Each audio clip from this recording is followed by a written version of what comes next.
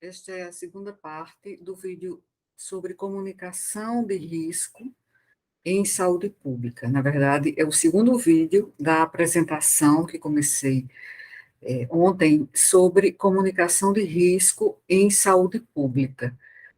E como eu disse no final do vídeo anterior, o próximo tópico a ser discutido seria algumas definições bem fundamentais, algumas definições bem básicas, conceituais da comunicação de risco em saúde pública. E nós apresentamos no vídeo anterior que algumas orientações, manuais, recomendações da Organização Mundial da Saúde visam orientar sobre emergências em saúde pública para as pessoas, para os profissionais que estão envolvidos nesta função, né, de comunicação de risco em saúde pública. Porque para emergências de saúde pública, a comunicação de risco inclui uma gama de capacidades de comunicação necessárias durante as fases de preparação, de resposta e de recuperação de um evento sério de saúde pública para incentivar a tomada de decisões informadas, a mudança de comportamento positiva e a manutenção da confiança da população e dos vários segmentos da sociedade. Então, a comunicação de risco costumava ser vista principalmente como a disseminação de informações ao público sobre riscos e eventos de saúde, como surtos de doenças e instruções sobre como mudar o comportamento para mitigar esses riscos. E pensar sobre isso agora evoluiu dramaticamente à medida que as evidências das ciências sociais e as novas tecnologias e práticas de comunicação e de mídia evoluíram agora no século XXI. E durante emergências de saúde pública, as pessoas precisam saber quais riscos de saúde estão enfrentando e quais ações podem tomar para proteger suas vidas, a vida de suas famílias e manter a saúde. Então, informações precisas, fornecidas com antecedência e em canais que as pessoas entendam, que confiam e que usam, permitem que elas façam escolhas e tomem medidas para proteger a si mesmas, suas famílias, suas comunidades, dos riscos à saúde que ameaçam suas vidas e bem-estar. E então a comunicação de risco é a troca, como já mencionei no vídeo anterior, é a troca de informações, conselhos e opiniões entre especialistas, líderes comunitários, funcionários e pessoas que estão em risco, e é parte integrante de qualquer resposta de emergências sanitárias. E em epidemias e em pandemias, em crises humanitárias e desastres também naturais, a comunicação eficaz dos riscos permite que as pessoas em risco compreendam e adotem comportamentos para se protegerem. E essa comunicação de risco permite, ou então o domínio da comunicação de risco, permite que as autoridades e especialistas ouçam e tratem, né, das preocupações e das necessidades das pessoas para que o conselho, as recomendações, as orientações que eles vão fornecer sejam relevantes, sejam confiáveis e sejam também aceitos. Como mostrei no vídeo anterior, a Organização a Organização Mundial da Saúde tem manuais, eu estava com a mente em manuais. Manuais, tem módulos de treinamento e outras formas de orientação, de comunicação em emergências sanitárias, riscos existentes, com base na opinião de especialistas ou lições extraídas de outras situações de emergência, também situações de grandes desastres ambientais, e também epidemias, como, por exemplo, o surto de SARS, em 2003, a pandemia de influenza, e também a pandemia de influenza H1N1 em 2009. Então, são lições aprendidas, como mencionei no vídeo anterior. E também eu apresentei citei algumas passagens bem importantes, uma passagem, aliás, em particular, de um manual da Organização Mundial da Saúde, publicado em 2009, bem antes da pandemia de Covid-19, e que pareceram palavras assim premonitórias do que o mundo acabou vivendo em 2020, 2021, principalmente 2020.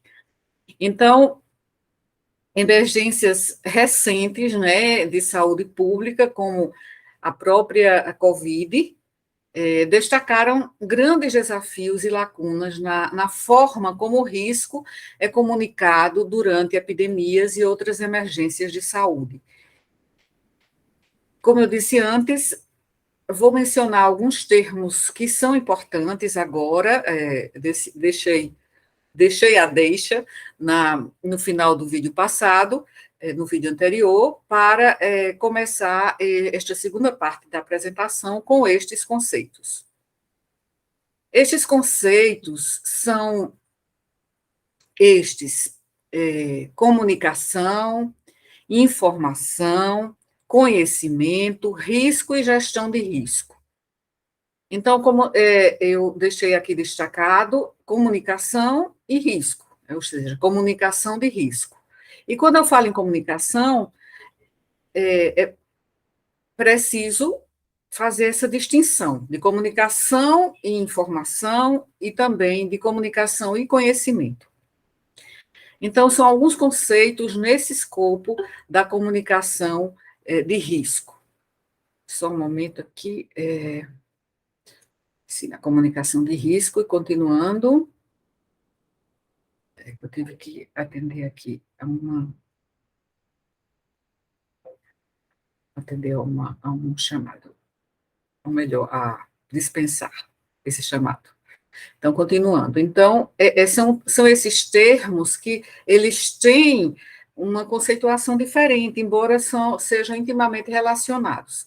Em relação ao risco, só fazer uma distinção entre risco e perigo. Falei também no vídeo anterior sobre risco e perigo.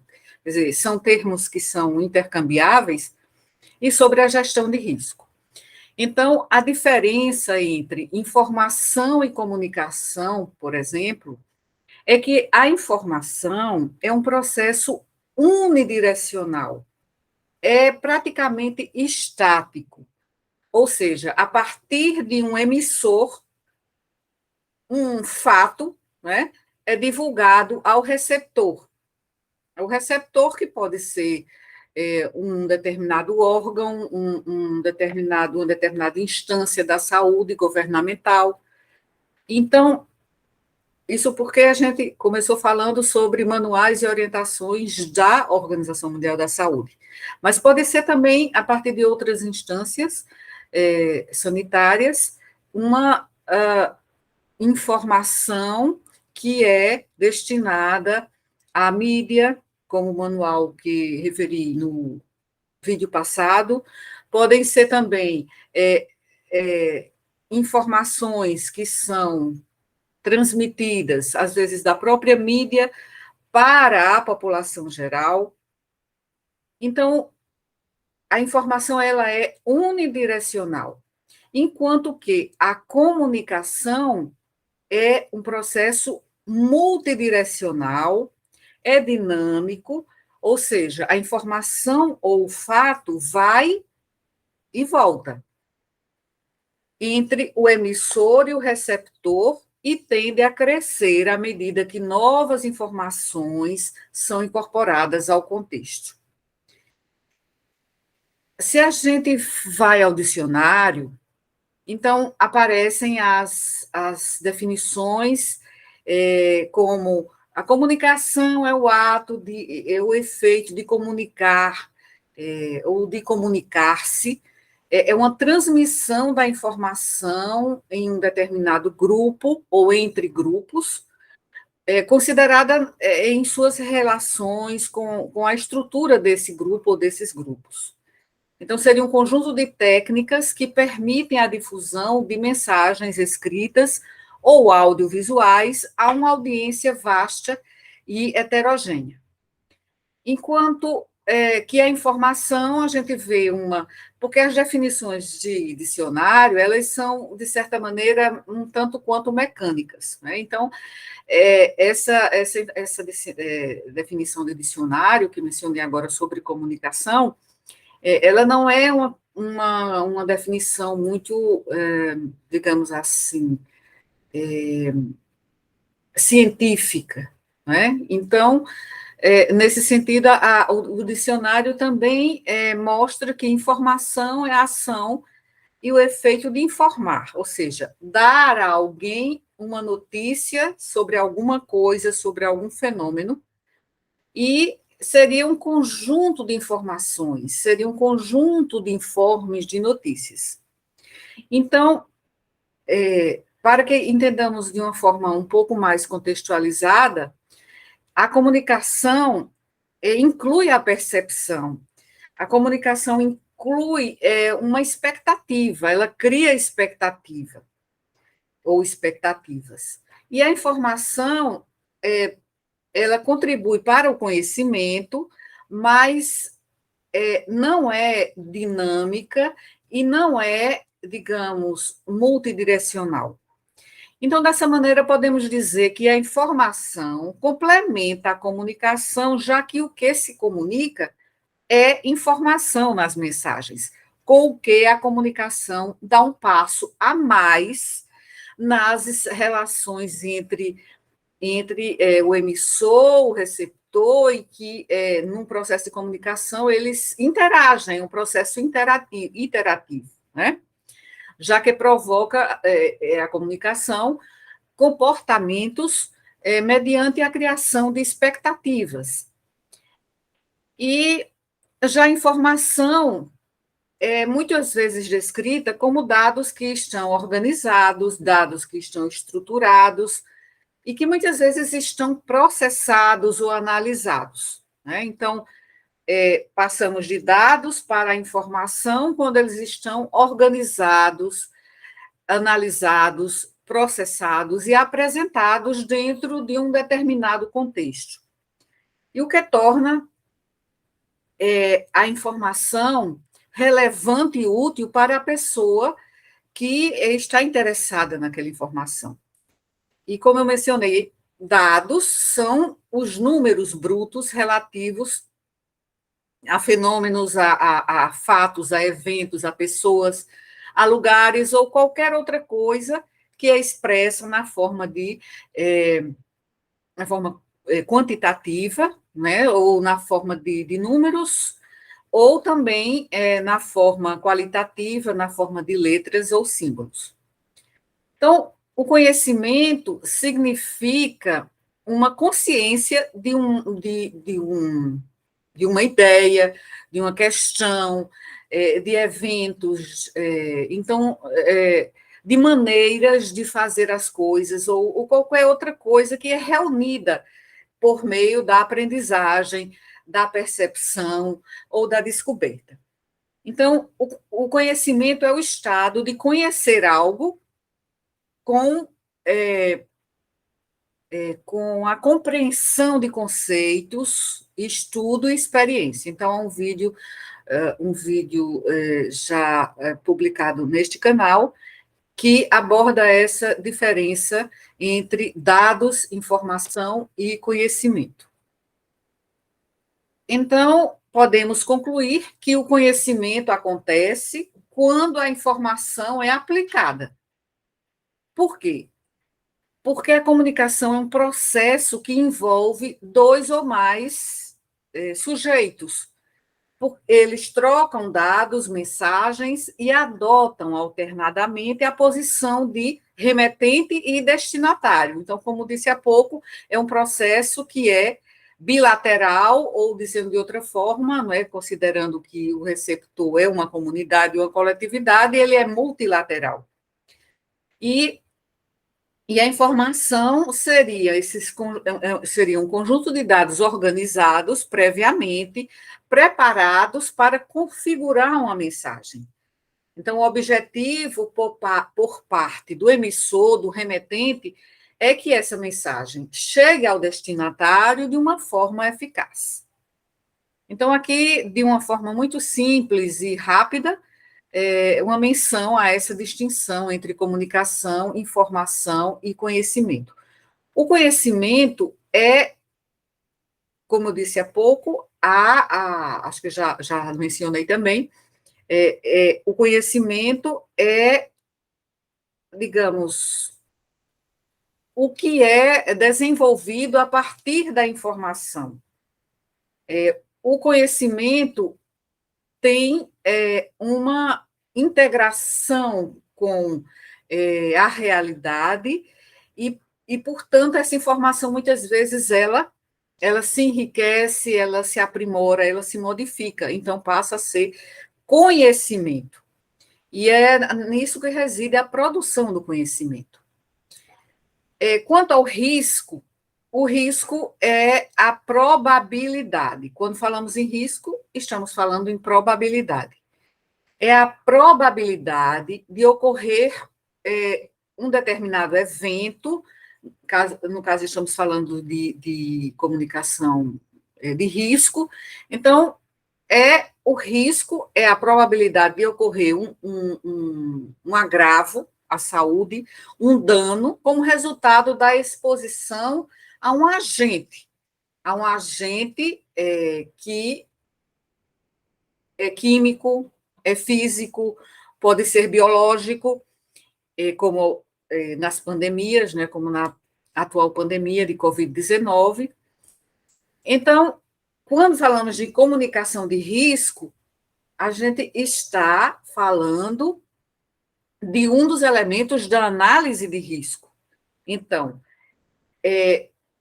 esse processo de análise de risco é um processo constituído por etapas bem definidas que apoiam a tomada de decisão e contribuem para um melhor entendimento do risco de que se trata em uma determinada situação e de seu impacto. Então, a definição técnica de risco é que o risco é o produto de uma medida do tamanho do perigo e sua probabilidade de ocorrência. Então, aí está a diferença entre risco e perigo. Então, você está correndo risco, você está correndo perigo. Qual a diferença dessas duas palavras? Então, independentemente de como as estimativas numéricas são feitas em termos de risco na epidemiologia, a essência da distinção entre perigo e risco é que risco leva explicitamente em conta a probabilidade. Então, tem um artigo de Gillan e Castiel, né, de 2006, que, na verdade, é um capítulo de um livro, Risco e Saúde. Foi publicado pela editora Fiocruz, com o título Gestão e Vigilância Sanitária, modos atuais do pensar e fazer, em que esses autores afirmam que risco é uma palavra com diferentes sentidos, que nem sempre convivem em harmonia. É uma palavra oriunda do espanhol risco, que significa grande penhasco. Possivelmente se relacionava aos perigos ligados às grandes navegações, não é, na época em que começou a surgir essa palavra. Assim, indicava tanto a ideia de perigo como a possibilidade de ocorrência de algum evento. Então, se no passado, continuam Gillan, Maria Cristina, a professora doutora Maria Cristina Gillan, e parece que lendo essas palavras eu a estou ouvindo, né? Que é nossa coordenadora do mestrado Prof. Saúde.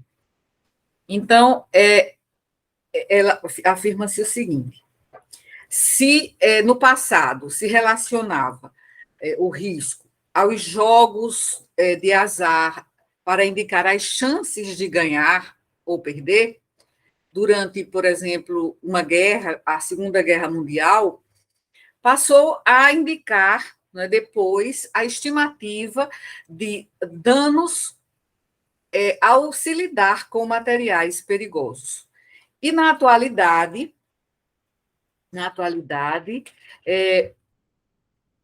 afirma, né, ainda Gillan e Castiel, na atualidade, o conceito de risco traduz tanto a probabilidade quanto de ocorrência, né, de um evento danoso, quanto se constitui um termo não técnico, aliás, não técnico, que inclui diversas medidas de probabilidade quanto a desfechos desfavoráveis. E para estes autores, Gillan e Castiel, Davi Castiel, a ideia de probabilidade pode ser lida de modo intuitivo. Intuitivo porque a incerteza não pode ser medida. Ou então de modo racional, quando a incerteza é capaz de ser medida, ela digamos, passível de mensuração de forma probabilística, ou seja, baseada na teoria das probabilidades. Então, isso é do capítulo do livro Risco e Saúde, publicado pela editora Fiocruz. E gestão de risco. Gestão de risco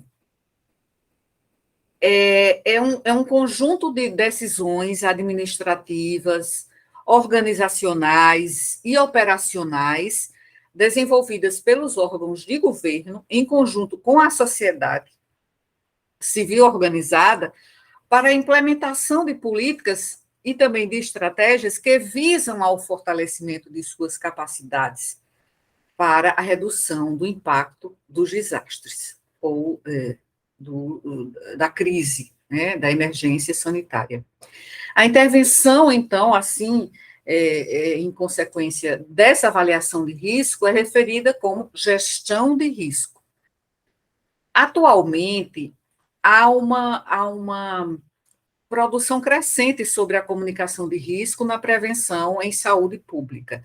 Há muitas definições disponíveis que, grosso modo, não parecem variar de forma importante, porque há uma matriz instrumental, né, forte, hegemônica nesse setor. Então, geralmente, são comuns algumas ilustrações que demonstram ou que apresentam diagramas em que há diferentes intersecções entre os elementos. Que elementos? Avaliação de risco, gestão de risco e comunicação de risco. E aqui está a comunicação de risco, gestão de risco e ainda a avaliação de risco, que faz parte do processo. Então, a gestão de risco consiste também na avaliação de ações alternativas de controle de risco, na seleção entre essas alternativas, incluindo até a alternativa de não fazer nada, né? Então, pode acontecer tudo, inclusive nada, como diz a canção. E também a gestão de risco inclui a implementação, quer dizer, o indivíduo ou o escritório ou o fórum responsável, né, o gestor ou o gerente de risco. Ele fica supervisionando a preparação de avaliações de risco, avaliações de controle, controle que menciona é controle de risco, né? E as mensagens de risco que vão ser transmitidas. Então, a gestão de risco pode ou não ser aberta a indivíduos também e a organizações externas, porque para vir à luz, né, precisa ser, digamos, comunicada. Né? Então, por isso que a gestão de risco pode ou não ser aberta. Precisa chegar na fase, né, de se tornar pública. E durante as emergências de saúde pública, as pessoas, de uma forma geral, e também gestores, né, de instâncias mais específicas, né, e não instância central, por exemplo, num país, ou instância global, né, no caso, a Organização Mundial da Saúde. Então, sociedades, órgãos, pessoas precisam saber quais os riscos sanitários que correm e que medidas podemos tomar para proteger a sua saúde, a nossa saúde e as nossas vidas. Então, uma informação que seja rigorosa, fornecida no devido tempo, com frequência, assim, a frequência dependendo, né, da situação de crise, e por canais que as pessoas possam entender, como eu disse há pouco, possam confiar, possam usar. Isso vai permitir que façam escolhas e que tomem medidas para se proteger. E assim, a comunicação de risco é uma parte integrante de qualquer resposta a emergências. Então, essa comunicação de risco, durante as epidemias, pandemias, crises humanitárias e catástrofes naturais também, terremotos, tsunamis, e outros tipos de catástrofes naturais, a erupção de vulcões, né, com comprometimento, né, do entorno, onde há muitas vezes comunidades, e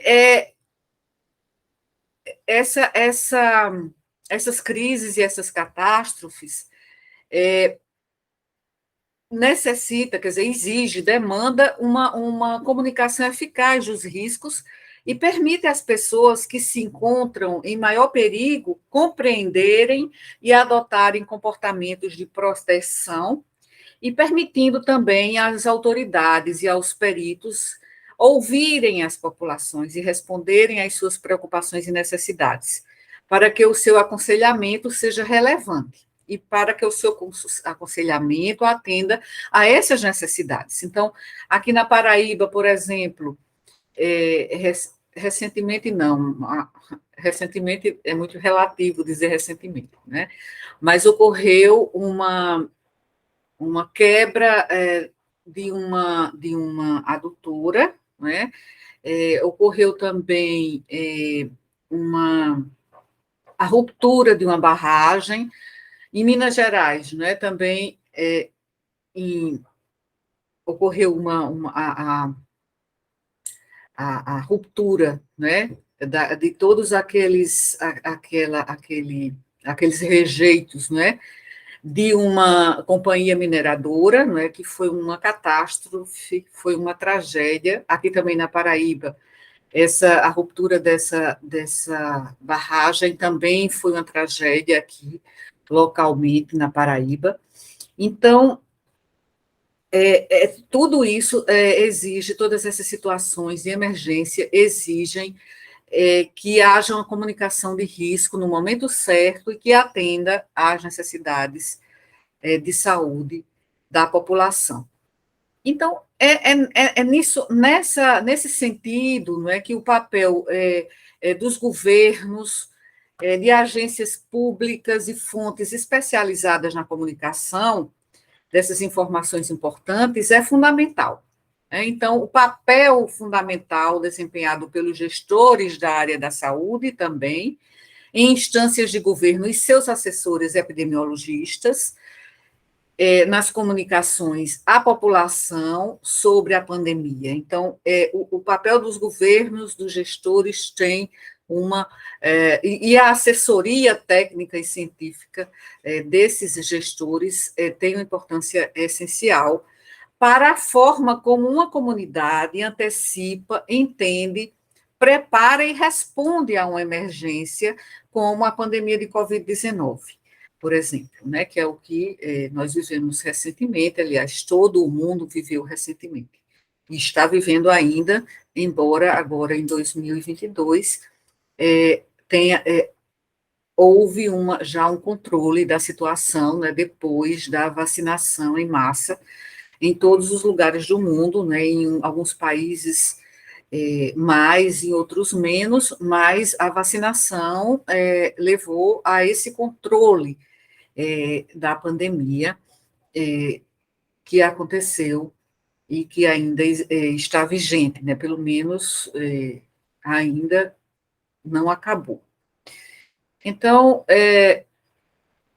e essas comunicações, muitas vezes, acabam sendo falhas, sendo incompetentes, às vezes até caóticas, em face de surtos epidêmicos. Então, ampliar o escopo da análise para abranger os saberes governamentais dos especialistas, né? A gente sempre ouve falar, e o que diz o especialista?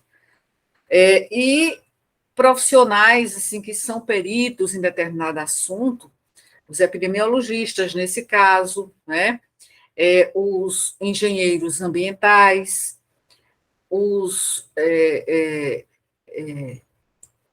sanitaristas. Então, os especialistas, eles trazem novas questões à análise de políticas.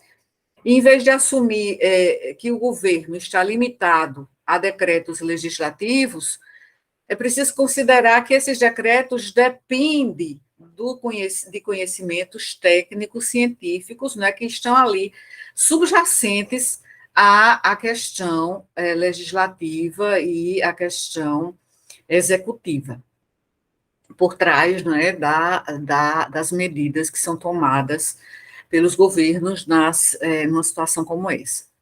Então, os desafios de gerenciar e deter uma pandemia global, inevitavelmente, colocam como prioridade os patógenos e a saúde da população. Então, repetindo, essa prioridade fica clara nesse papel fundamental que é desempenhado por gestores da área da saúde, né, em instâncias de governo e seus assessores epidemiologistas nas comunicações à população sobre a pandemia, já que estamos falando agora especificamente sobre pandemia. Bem, e, como disse há pouco, a informação científica e técnica, claro que é central nisso tudo, porque é a base para a tomada de decisão governamental. Ela é central para as decisões sobre como responder aos riscos e, portanto, é um elemento importante nas mensagens de risco.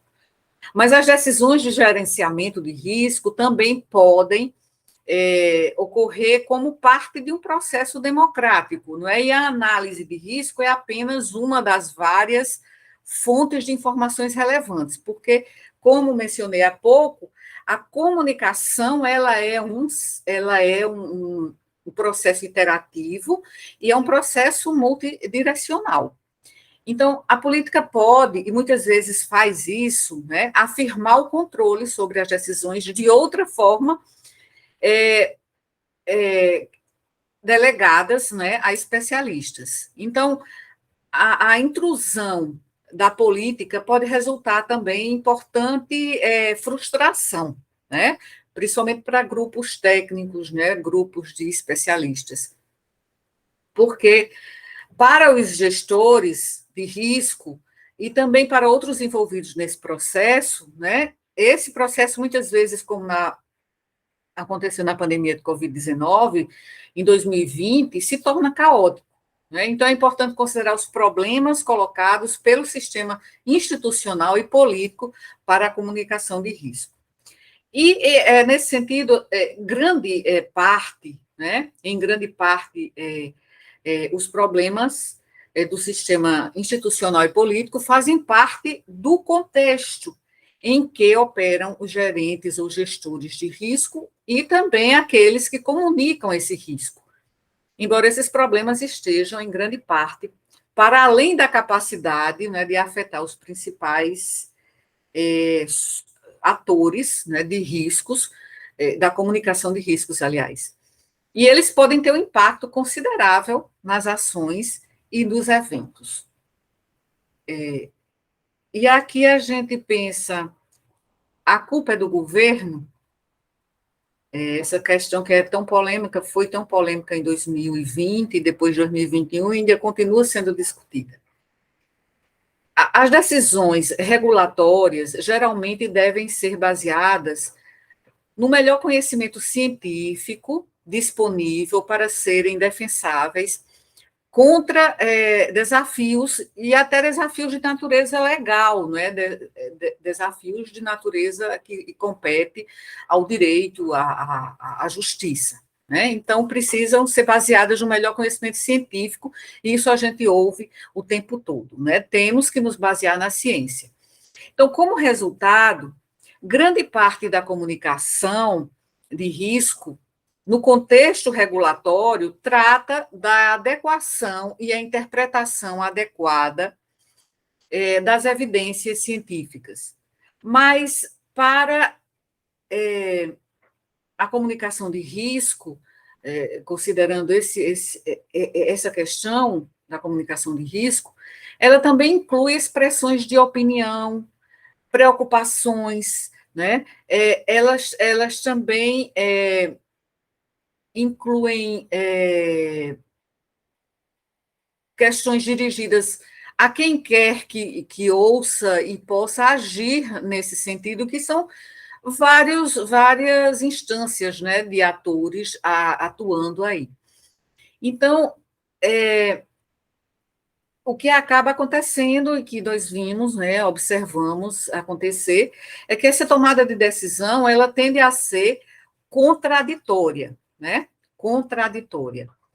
E não sincrônica, concordante, né? Ela não acontece de forma livre de conflitos, né, e de contradições. Então, com os atores políticos defendendo suas posições de forma mais forte, expressando abertamente seus interesses e valores, ou citando julgamentos e análises de especialistas, dependendo de quais argumentos são mais eficazes, aí fica o caos, né? Pode acabar a situação se tornando um caos, como vimos acontecer nesta pandemia. E os que são os alvos, né, os destinatários das mensagens de riscos, entendem, nesse caso, que os argumentos eles estão sendo baseados na ciência ou estão sendo baseadas em questões que são politizadas. Né? Então, nesse caso, o que acontece é que, o que eu disse há pouco, que argumento se torna mais forte? Que argumento se torna predominante? Então, não se espera que uma única fonte ofereça uma avaliação imparcial do conhecimento científico disponível também. Então, mesmo que a gente considere que a comunicação de risco também inclui expressões de opinião, preocupações e frustrações, né, dirigidas, ou pelo menos emitidas, né, por vários agentes, inclusive os políticos, o que acontece é que com base em toda essa contradição, é, essas decisões de controle de risco podem ser tomadas ou influenciadas por vários atores políticos diferentes. Então, no nível federal, o Congresso, o Poder Executivo e os tribunais, o Supremo Tribunal Federal e outros tribunais de outras instâncias, vão moldando, como a gente viu, as regulamentações de saúde no meio ambiente. Então, apesar do papel dominante do governo federal, que, na verdade, aqui no Brasil, esse papel dominante ele não aconteceu, né? Então, o governo ele se limitou digamos, ao envio, né, dos recursos para estados e municípios. Mas o que se entende, em tese, é que o governo deveria, ou pelo menos não que deveria, mas o governo é que geralmente tem uma posição hegemônica nessa multiplicidade, né, de ideias e de decisões sobre a comunicação de risco. Então, os governos estaduais e municipais são muito importantes, né? Esses governos aqui estão mais perto da população, estão mais perto da comunidade, que veem o que está acontecendo ou não, né? É ali na comunidade. Então, essa fragmentação, como nós vimos acontecer aqui no Brasil, pode dificultar a comunicação sobre os riscos devido à dispersão de responsabilidades, a dispersão de incentivos para que cada ator obtenha o máximo, né, para alavancar a parcela limitada que cada uma dessas instâncias controla, e dificuldade em determinar quem é responsável pelos eventuais resultados. Então, os desfechos favoráveis ou desfavoráveis serão atribuídos a quem? No Brasil, no nosso contexto, a gente pode dizer a culpa é do governo, né? A culpa é do judiciário, a culpa é dos prefeitos ou dos governadores que determinaram que as pessoas ficassem em casa, a culpa é do presidente da República, né, que teve uma posição contrária às muitas recomendações que vinham dos técnicos e dos especialistas em saúde pública.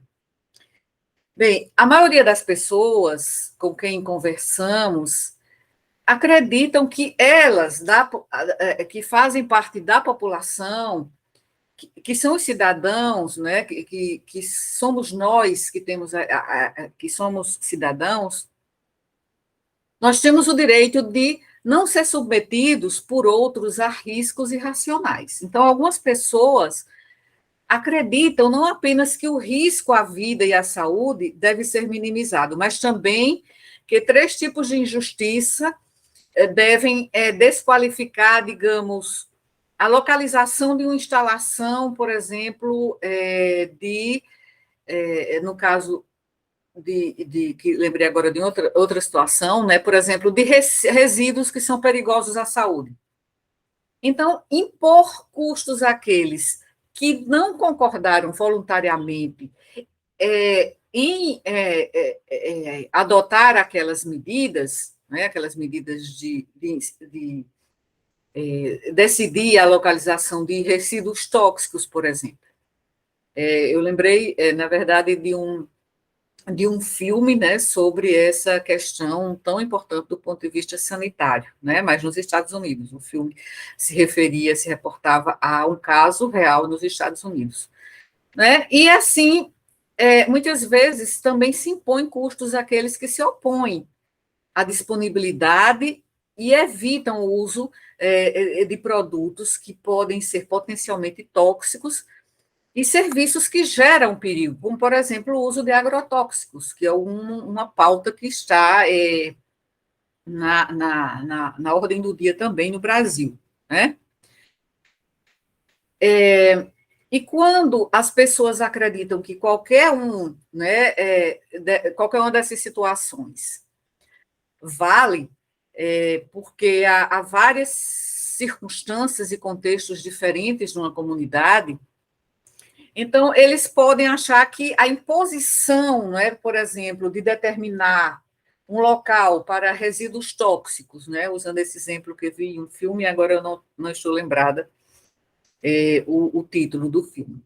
Mas se essa imposição ela é injusta, independentemente dos processos usados para derivar e decidir que lugar específico deve ser usado para esses resíduos, então isso acaba sendo uma questão, muitas vezes, que vai terminar na justiça. Esse filme, ele considera, ele a questão evoluía, e essa evolução, ela terminava na justiça, e é o que acontece muitas vezes, né? Enquanto as pessoas acreditam que isso é injusto, tem direito, não é, de buscar uma decisão judicial, né, que seja compatível com a sua própria preferência. Então, aqui, essa pergunta, a culpa é do governo, é uma pergunta retórica, né, porque o que acontece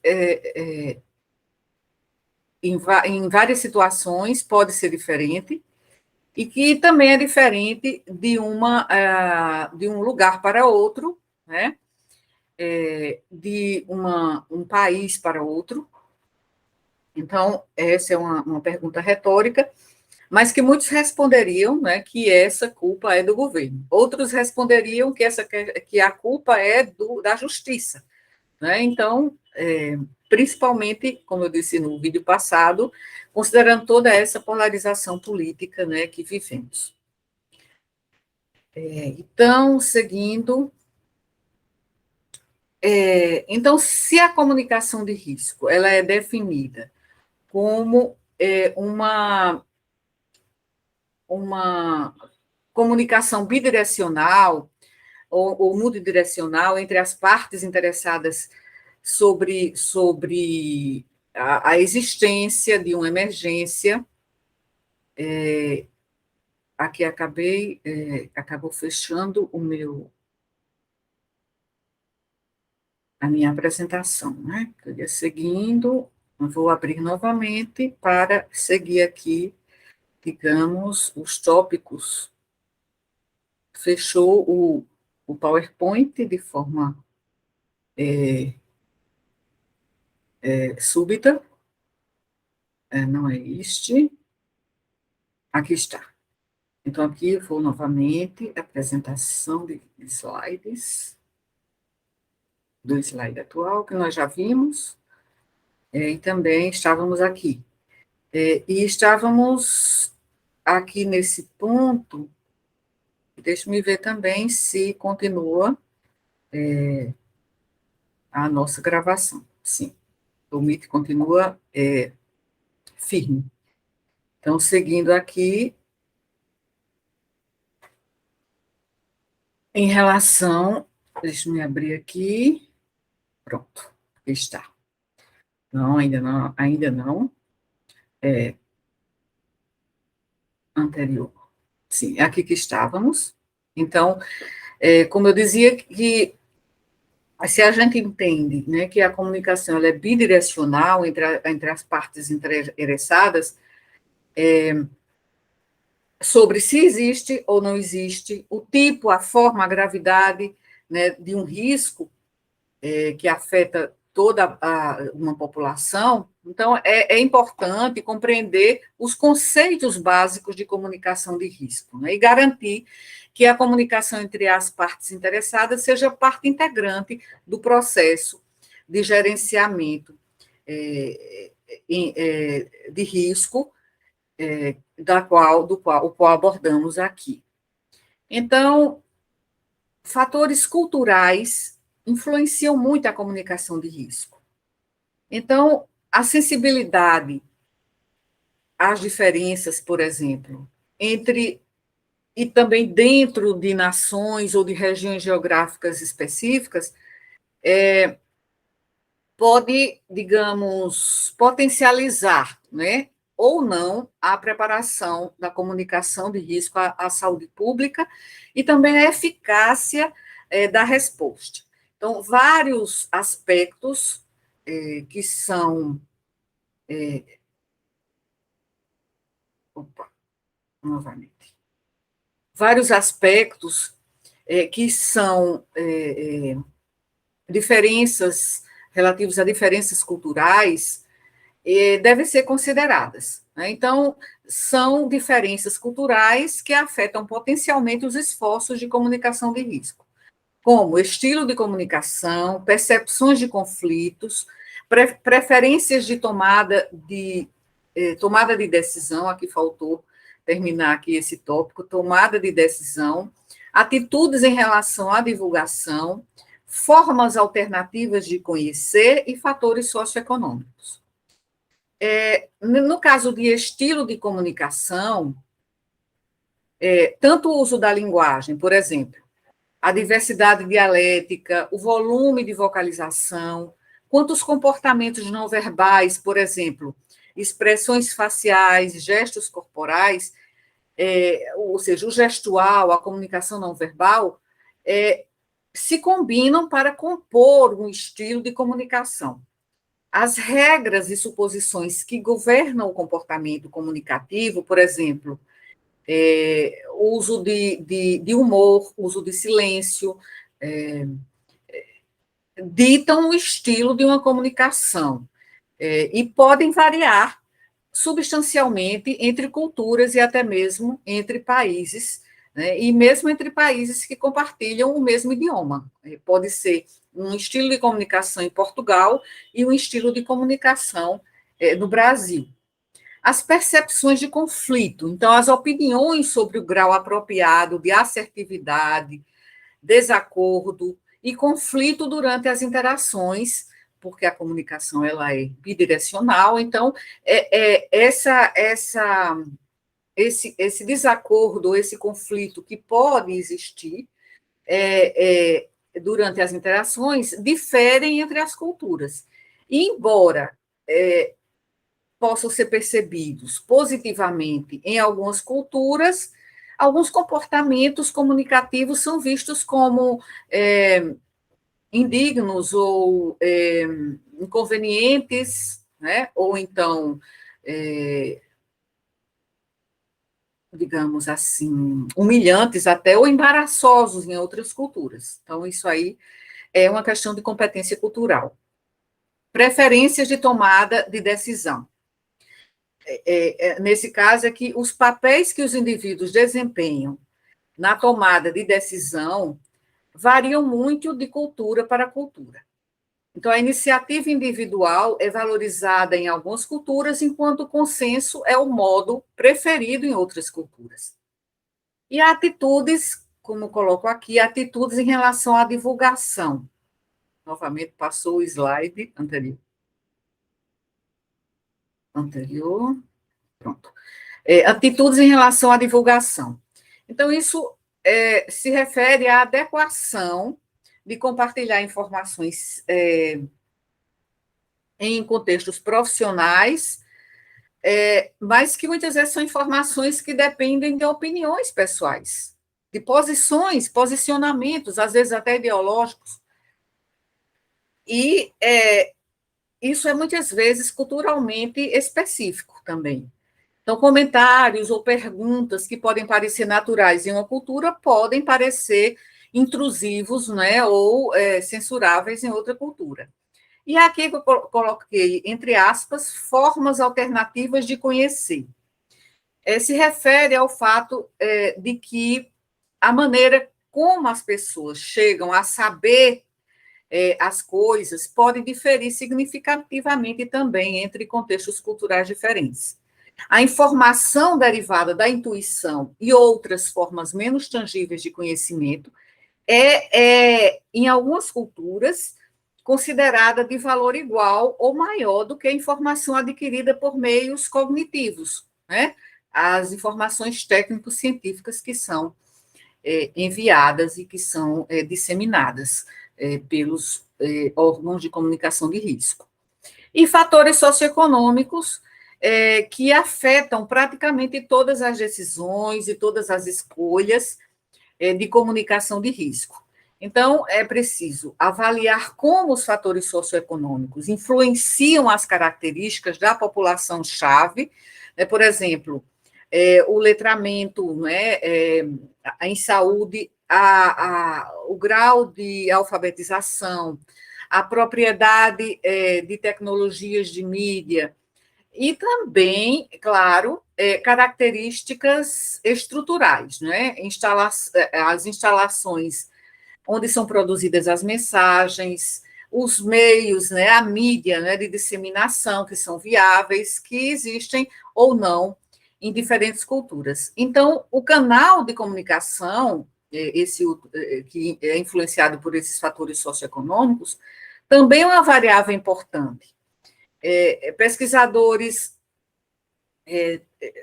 examinaram, alguns pesquisadores que eu não coloquei, eu coloquei, sim, aqui está abaixo, vai estar a referência, os pesquisadores, esses pesquisadores, eles avaliaram a credibilidade relativa de vários canais, incluindo a mídia tanto impressa, né, o rádio, a televisão, revistas e publicidade, e encontraram diferenças no grau de confiança que as pessoas têm em cada um.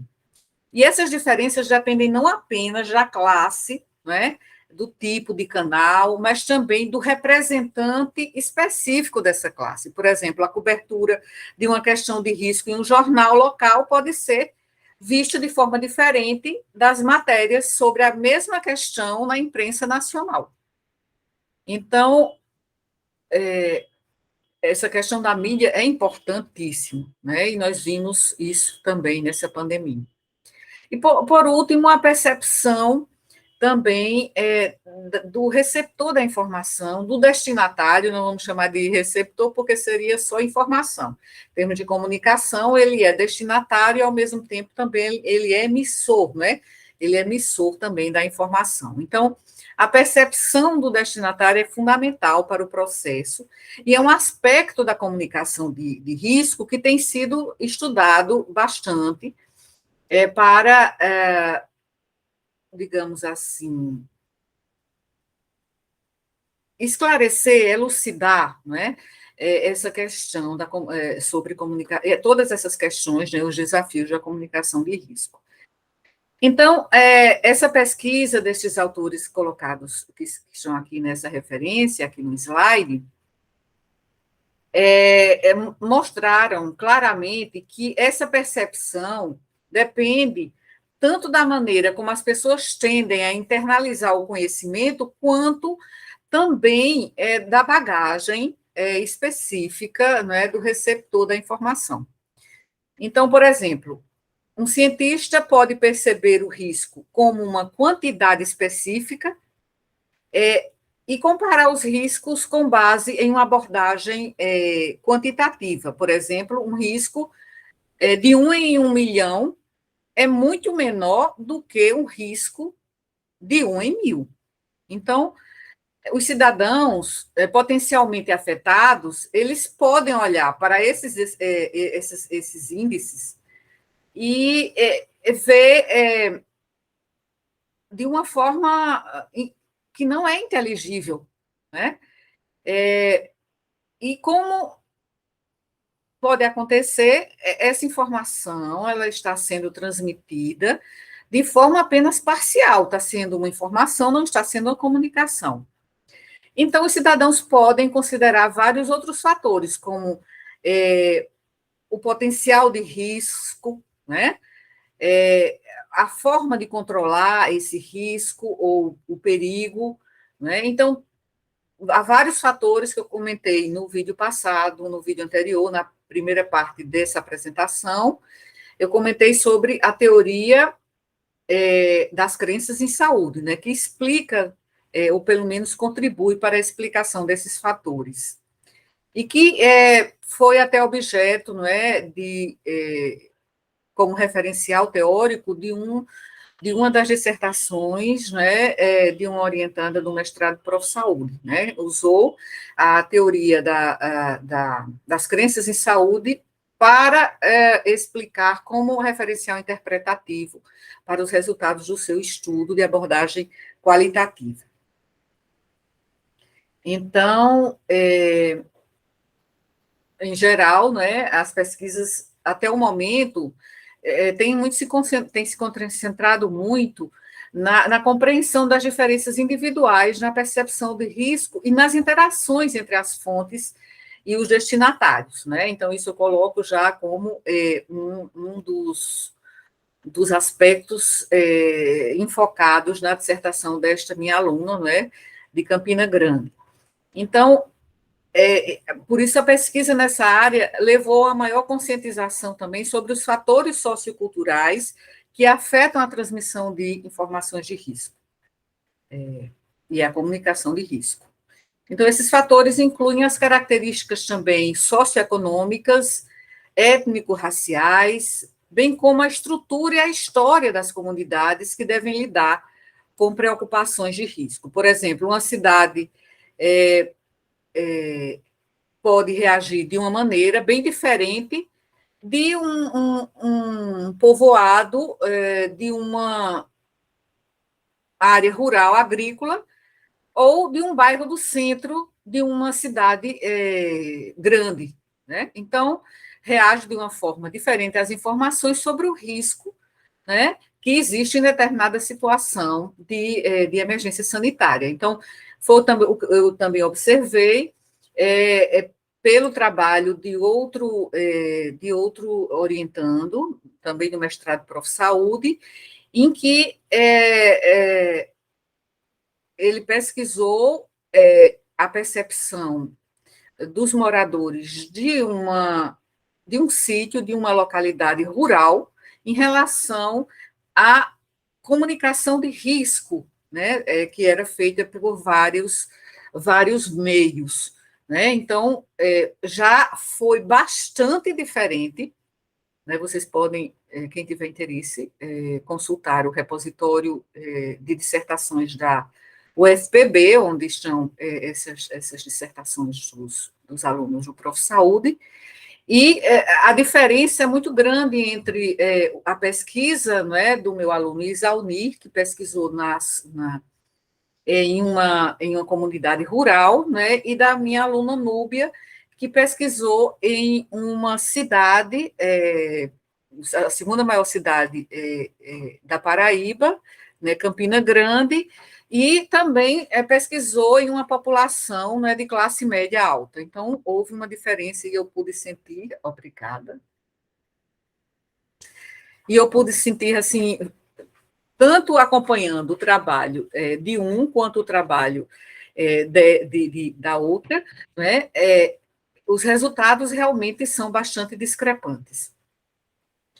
Bem, e outra questão social importante que influencia a comunicação de risco é também a questão da justiça, não é? A justiça ambiental, a justiça percebida do risco para uma comunidade ou subculturas de uma comunidade. Por exemplo, o risco percebido de efeitos adversos à saúde, por exemplo, que a gente também vê aqui na nossa cidade, né? De um aterro sanitário, né? Que vemos muitas vezes nos telejornais locais. Pode depender de se os resíduos que são ali depositados são gerados no local ou se são transportados de outro lugar, né? Por exemplo, de uma área hospitalar, né? Um lixo hospitalar, de uma outra região onde tem fábricas, por exemplo. Então, da mesma forma, a percepção dos riscos associados à localização digamos, geopolítica, não é, de uma comunidade, pode também ser influenciada por preocupações de equidade ambiental. Então, esses fatores socioculturais podem afetar todos os aspectos da comunicação, do processo de comunicação de risco. E a credibilidade de uma determinada fonte pode variar muito dependendo da experiência cultural do destinatário com a organização que as fontes representam. Por exemplo, quem é que é a fonte da informação? São os governantes, né? São os profissionais de saúde, da estratégia de saúde da família, são os atores que navegam nas redes sociais digitais. Então, o que nós observamos foi que, num desses trabalhos, é que os profissionais de saúde representam uma das fontes mais confiáveis. Em um dos trabalhos, né, que eu citei, eu não citei, que eu mencionei. Em um deles, o grau, né, de confiança que os respondentes demonstraram foi bem semelhante ao grau de confiança das informações obtidas nas mídias sociais digitais. E em outro trabalho, no outro, a informação dos profissionais da saúde, da estratégia de saúde da família, foram as mais valorizadas. E, geralmente, e nos dois trabalhos, tanto realizado na área rural, quanto o realizado numa cidade de porte médio a grande, como Campina Grande, num bairro não é, de classe média, a fonte de informação representada pelos governantes foi a menos valorizada, foi a menos confiável, né, digamos assim. Então, aqui, este é outra questão, a restrição que chamamos de restrição legal, né, restrições legais em relação à comunicação de risco. Existe também, não coloquei naquele slide anterior, mas coloco aqui à parte restrições legais como um problema para a comunicação de risco, porque os agentes que comunicam riscos podem ser limitados porque as considerações legais influenciam as opções disponíveis para os gestores de risco. E, portanto, o conteúdo das mensagens de risco também vão ser influenciadas. Então, uma das principais razões pelas quais as restrições legais constituem um problema para a comunicação de risco é que essas considerações podem dificultar ou impossibilitar a elaboração e apresentação de mensagens que efetivamente abordem as questões que podem ser mais relevantes para os destinatários da mensagem. Então, geralmente, os especialistas em comunicação e relações públicas com a comunidade, geralmente, aconselham a disponibilização de tudo o que se sabe sobre um determinado fenômeno que representa um risco, né, à saúde pública. Então, essa informação é pensada pelos gestores de risco, que são especialistas, é pensada dessa maneira, de que a informação deve ser informada o mais rápido possível à população, em termos também que os leigos possam entender prontamente.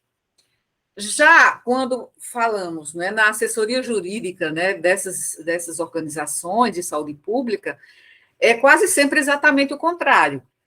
É o conselho de que é preciso dar o mínimo de informações possível para evitar fornecer, muitas vezes, subsídios para uso em juízo. Então, dada a prevalência de grandes sentenças judiciais em casos de responsabilidade por informações, né, o provimento de informações, a preocupação com a responsabilidade, está muito, digamos assim, já na seara, né, jurídica também. Então, a mensagem final provavelmente envolve um compromisso entre essas duas perspectivas. Então, a comunicação com os cidadãos sobre questões de risco pode aumentar também seu desejo de participar ou influenciar as decisões sobre o controle desses riscos.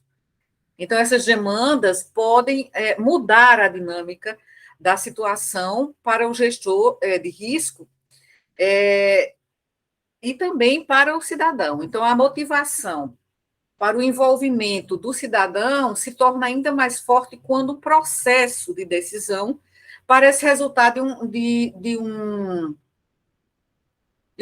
uma questão com a qual o indivíduo discorda.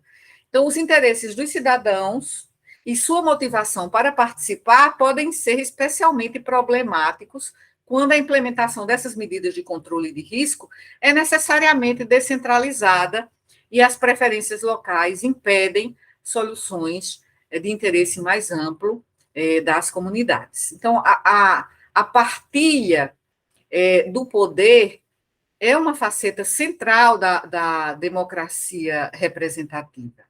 Então, os cidadãos transferem o poder de decisão para esses representantes democraticamente eleitos, que já, por sua vez, designam técnicos, né, de sua confiança para gerir como especialistas a essa questão da comunicação de risco.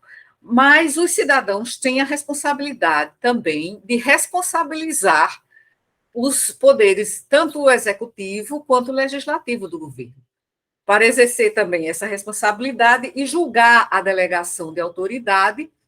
Nós, cidadãos, precisamos de informação, de conhecimento, e a demonstração dessa responsabilidade é uma das funções altamente importantes também da comunicação de risco. Aqui, por último, para terminarmos esta apresentação, eu coloco aqui esta charge, que pelo menos particularmente eu achei muito interessante, que acontece muitas vezes e aconteceu durante a pandemia de Covid-19. Não que não tenha acabado, não que tenha acabado a pandemia, né, mas que em determinado momento, às vezes, pensávamos que as fontes, né, que divulgavam informações não tinham os mesmos dados, né? E é isso que está aqui figurando aqui nessa ilustração. E, por fim, eu coloco aqui esta citação direta, né, do National Research Council, o Conselho Nacional de Pesquisa, né, dos Estados Unidos, que eu mencionei, e foi a partir dessa fonte que eu fiz a definição de comunicação de risco, em que esse comitê coloca: para permanecer democrática, uma sociedade deve encontrar maneiras de colocar o conhecimento especializado a serviço da escolha pública e evitar que ele se torne a base do poder de uma elite. Então, achei bastante significativa esta citação. Então, os poderes ideológicos, econômicos e políticos influenciam essa questão, não é, de maneira bastante significativa. A força política das elites, que são um grupo restrito, não é, de pessoas que detêm muitas vezes o poder, também pode ser denominada, né, também a gente pode falar como classe dirigente, né? Nós estamos falando aqui de governantes e governados, né? Então, os governantes e os cidadãos. Então, os governantes monopolizam o poder e impõem sua vontade, valendo-se de métodos legítimos ou não, né, ou métodos arbitrários, ao restante da sociedade. Então, a informação que nutre as políticas públicas pode advir da pesquisa científica, e é isso que se aceita, é isso que se admite, mas, muitas vezes, o resultado dessas pesquisas que muitas vezes são contraditórias, se associam aos posicionamentos políticos, né? Aqueles atores cuja posição resulta de mandatos eletivos, muitas vezes podem manipular determinadas informações. Por isso, a atuação desses agentes é condicionada principalmente pelo cálculo eleitoral, né? E pelo pertencimento a determinado partido político. Então, são, muitas vezes, os parlamentares, governadores, prefeitos, a própria esfera federal, e que muitas vezes se investem, né, no papel de burocratas, e eles, muitas vezes, deixam que sua posição, né, seja decorrente da ocupação desses cargos que requerem conhecimento especializado e que se situam em um sistema de carreira pública. E, por isso, está sob escrutínio público, principalmente quando se está próxima a uma eleição, né, como é o que acontece agora. Então, eles controlam principalmente recursos de autoridade e informação.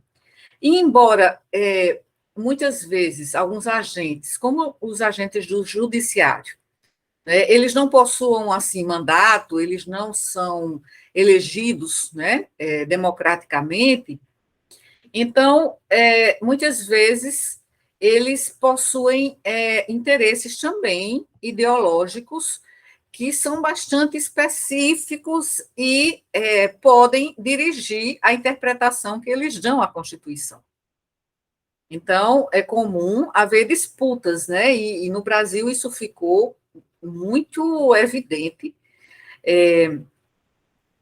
não apenas entre políticos e os próprios burocratas do governo, os especialistas, os gestores técnicos, mas também conflitos entre várias partes do governo e várias instâncias do governo federal, estadual, municipal.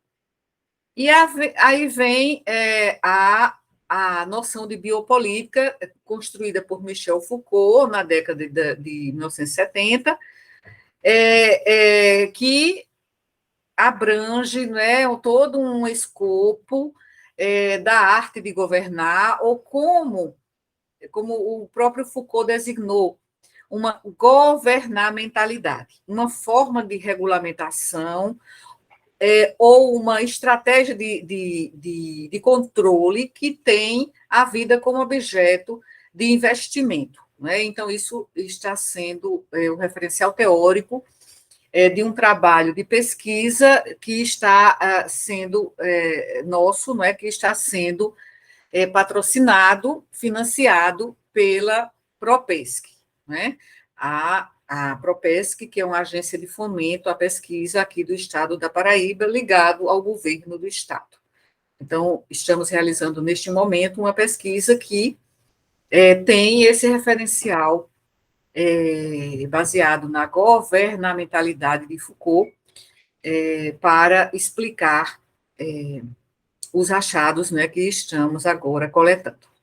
Então, agora finalizo esta apresentação sobre comunicação de risco em saúde pública, que tem duas partes. A primeira parte também está publicada aqui neste canal, e agora finalizo com esta citação que, para mim, eu considerei bastante representativa, não é, do que a gente pensa, aliás, a gente não, seria uma forma muito, digamos, sofismática de dizer, os autores, de uma forma geral, os pensadores, né, os especialistas escrevem, né, e a gente, digamos, bebe nessa fonte, né, e acaba compreendendo e incorporando esse entendimento. Então, agora finalizo, então, até a próxima.